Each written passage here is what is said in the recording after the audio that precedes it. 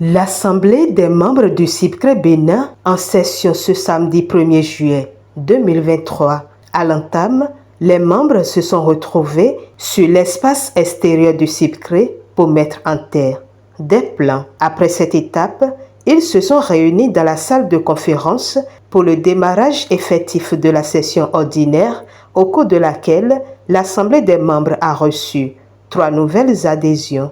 Le CIPCRE Bénin, ça fait longtemps, a eu quand même 30 ans de vie. Il n'y a pas si longtemps que ça. Nous avons été motivés aussi par ces personnes qui nous ont précédés et qui ne sont pas des moindres. Cela signifie que ces personnes sont en train de rechercher quand même un bien pour l'humanité. Et voyant donc l'adhésion de ces personnes qui y étaient bien avant nous autres, nous avons dû donc accepter aussi de nous engager dans la même dynamique afin que les choses puissent quand même aller pour le mieux. Ce n'est pas un engagement à la légère. Nous devons nous y engager comme cela se doit. Et toutes les fois que nous allons recevoir des invitations pour des tâches ponctuelles, pour des réunions périodiques, nous devons ne pas marchander nos efforts afin d'être aux côtés des responsables qui nous invitent pour qu'ensemble le travail puisse se mener à bien. C'est un sentiment de joie parce que j'ai intégré la Cour des Grands. J'ai entendu parler de CIPCRE, mais je ne le mettais pas aussi à la place où je l'ai mis ce matin. Et bon, je suis très contente parce que à cette séance précisément, j'ai beaucoup appris aussi. Vraiment, c'est un creuset d'échanges de beaucoup de choses. Je ne sais pas si je serai à la hauteur de ce que je viens d'entendre ici ce matin, mais par la grâce de Dieu, je ferai l'effort. Pour ce qui est de la session ordinaire, comme d'habitude, nous commençons toujours par la réception de nouveaux membres. La base sociale du CIPCRE Bénin s'est encore agrandie aujourd'hui avec l'entrée de 3 personnes. Nous rendons grâce à Dieu pour ça.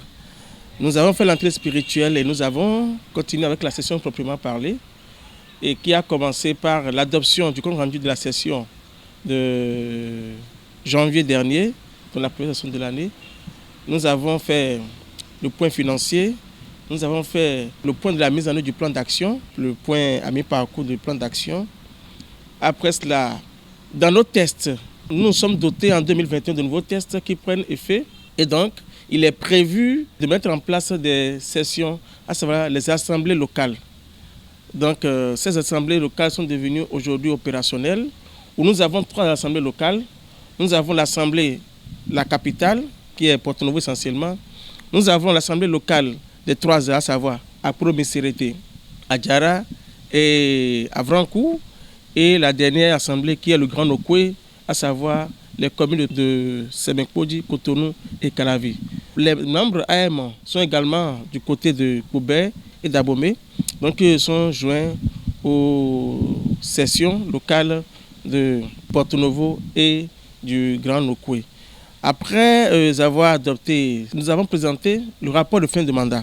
Comme je l'avais dit à l'entame, le bureau actuel est arrivé à terme. Donc nous avons présenté le rapport de fin de mandat, lequel rapport a été adopté par l'AM. À la suite de la session ordinaire, vient la session élective pour le renouvellement des instances du comité directeur de transition dont le mandat est arrivé à terme. Faut-il le notifier?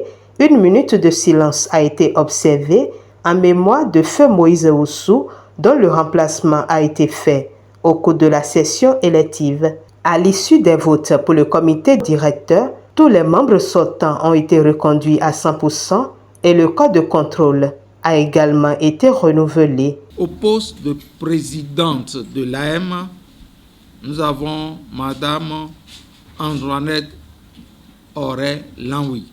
Au poste de secrétaire général, nous avons le frère Gervais Akolobo. Au poste de chargé à la mobilisation des ressources, nous avons le frère Gagbenyon Sprint. Le poste de chargé à la communication, la sœur Godonou Jeanne. Au poste évaluation, suivi, organisation, nous avons la sœur Guaido Geneviève. Ensuite, nous avons procédé à l'issue du premier vote au vote des 2 membres qui sont désormais membres du comité de contrôle. Nous avons dit qu'ils ont un mandat de 2 ans, un homme et une femme. Alors, à l'issue du vote, nous avons pour l'homme le frère Imoru Abdoulaye et pour la femme la sœur Florence Bossou. Ensuite, nous avons procédé au remplacement de notre feu, bien-aimé feu Moïse Oussou, membre du CA.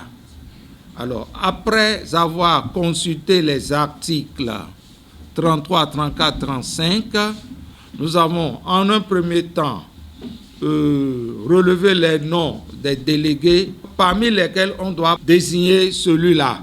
Il s'agit du frère Gervais Akolobo, du frère Ategbo Isaïe et du frère Akinocho François. Mais à l'issue du vote, c'est le frère Akolobo qui est sorti et qui est désormais membre du CA en remplacement de M.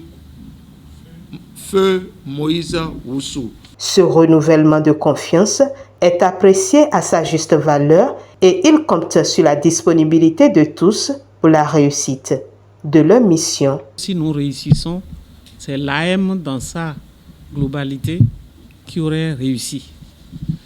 Je voudrais donc vous demander de nous accompagner en vous mettant à notre disposition chaque fois que nous allons vous solliciter, que vous vous mettez à notre disposition en vous mettant à jour par rapport à nos engagements statutaires pour que nous ayons la possibilité de parler en nous regardant droit dans les yeux et en évitant de bégayer. Et je souhaiterais qu'au bout de ces 4 ans, nous sortions beaucoup plus joyeux et que le CIPCRE Bénin, il grandit déjà, mais qu'il grandisse davantage, qu'il rayonne davantage pour que le Bénin soit vraiment, avec le CIPCRE, plus humain, sain et vert. Doté de plusieurs commissions techniques, le comité directeur de l'Assemblée des membres est un organe qui accompagne la direction exécutive nationale du CIPCRE dans ses tâches. Composé de 5 membres, ces derniers sont renvoyés à leur mission pour un mandat de 4 ans.